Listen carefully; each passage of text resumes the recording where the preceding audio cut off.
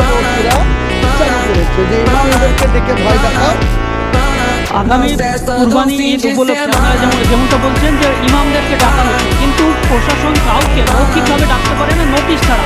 তাহলে কি ইমামরা এতে ভীত হয়ে থানায় হাজিরা দিচ্ছেন? বা ইমামদের শুধু এখনই না, মমতা ব্যানার্জি ইমামদেরকে এমন একটা জায়গায় নিয়ে চলে গেছিল, মাত্র 2,500 প্রথমে দিত, পরে 500 বাড়ি 3,000, তাহলে বছরে কত হয়?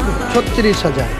কিন্তু একটা ইমামের মাইনা, আমার সমাজে সব ইমামের 4টের সমাজ আছে, 4টেরই 10,000 করে মাইনা। তাহলে আমাদেরকে 3,000 দিত, আর 7,000 তো আমরা গুনতাম।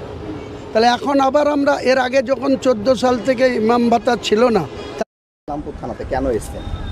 এসছি যে ঘর পড়ার টাকা কিছু পাওয়া যাবে, আর আগে যেসব ঘর করে দিয়েছে তারা টাকা পয়সা নিয়েছে, সেই টাকাগুলো ফেরত দেবে বলে আমরা আবেদন করছি। মানে যাতে ফেরত হ্যাঁ। মানে আপনার গরিব মানুষ, ঠিক ঠিক আছে। আছে। কত টাকা নিয়েছে? আমার কাছে নিয়েছে দুবারে 15,000 টাকা দিয়েছিলেন। 15,000 টাকা ঘর করে দেবো বলে নাকি? হ্যাঁ, আর টাকাটা ঢোকার আগে বলেছিল যে টাকা দেবা, তারপর টাকা ঢুকবে, সেটা ঢুকেছে, দিয়ে এসছি। আচ্ছা, ঘর পেয়েছেন? পেয়েছি, ঘর করেছি, আবার ওই টাকাতে ঘর হয় না। আচ্ছা, আরও ঘর করার কাজকাম পরে করে আরও আমি ঘর করেছি, আরও পয়সা লেগেছে কাজকাম করে।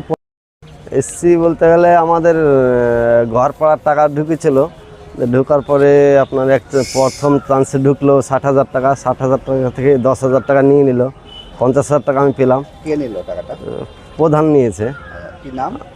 সোহেল রানা। আচ্ছা, তারপর আবার টাকা ঢুকেছিল, তারপরে আবার বললো যে ঘর না করলে টাকা ঢুকবে না, সেই জন্য আবার ঘর করতে হলো, এই জন্যে আবার টাকা কাটলো।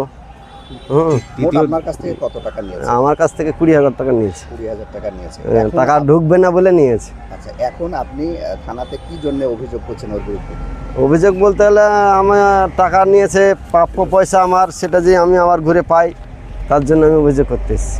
কি নাম আপনার? আমার নাম জিয়ারুল শেখ। বাড়ি?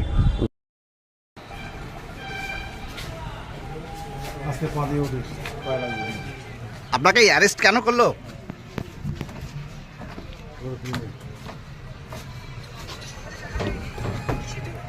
এই দেখছি খুলে দাও ওটা।